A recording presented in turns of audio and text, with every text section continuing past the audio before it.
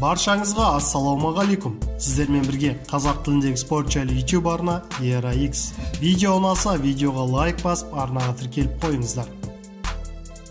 Жеңілмеген UFC чемпионы Камару Усман Гилберт Бернспен 13 ақпанда жүздеседі. Жартылай орта салмақтың чемпионы Камару Усман 13 ақпанда белдігін қорғауға келісім берді.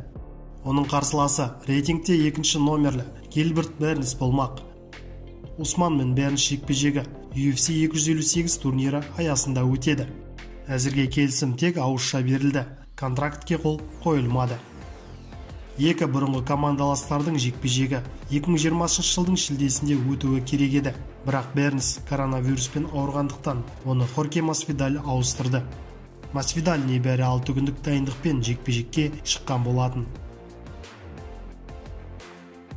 UFC чемпионы Александр Волкановский 23 қаңтарда өтетін Конор Макгрегор мен Дастин Поре жекпе-жегі жайлы пікір білдірді. Конор қанша жаттықса да оны жөндей алмайды. Мен олардың алғашқы жекпе-жегін көргеніме біраз уақыт болды. Конор Дастин Пореге бірнеше ауыр соққылар тигізді. Ол ауыр соққыларын дөп тигізуге қаншама тырысты. Көптеген адамдар Конорда сәттілік пен хайп қана бар деп ойлайды, бірақ олай емес. Конор өзіндік үлкен тәжірибеге ие. Ал қазір Дастин Поре алғашқы кездесуге қарағанда мүлдем бөлек жауынгер. Дегенмен де бұл жекпе-жекте Конор Порені соққының астына алады деп ойлаймын. Менің ойымша, ол дәл сол соққының сәтін табады. Егер олай етпесе, жекпе-жек кейінгі раундтарға ұласатын болса, онда біз Поренің ұзақ ұрысқа төзімділігі бар екенін білеміз.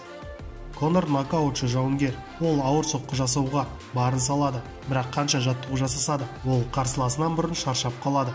Егер жекпе-жек соңғы раундтарға созылса, онда Дастин Поренің жеңіске деген мүмкіндігі көбірек болмақ дейді UFC чемпионы Александр Волкановский.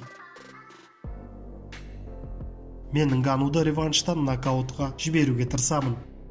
Ауыр салмақтағы UFC чемпионы Стипе Миочич Фрэнсис Нгануға қарсы реваншта уақытынан бұрын жеңіске жететінін айтты.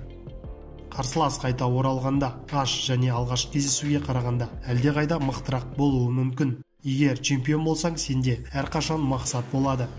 Бұл төбелес, оның соққысы өте ауыр және кез келген нәрсе болуы мүмкін. Бұл ауыр салмақ және кішкентай қолғап киеміз. Бір соққы бәрін шешеді, әсіресе оған тиген.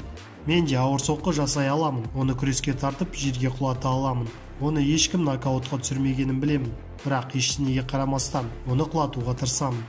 Тек ұпай жинап қана қарап қалмаймын. Мен міндетті түрде ерте жеңіске жетуге тырысамын, дейді Стипе Миочич. Стипе Миочич пен Фрэнсис Нгану арасындағы жекпе-жек 2021 жылдың наурыз айына жоспарланған. Сіздермен бірге болған Era X арнасы. Келесі кездескенше.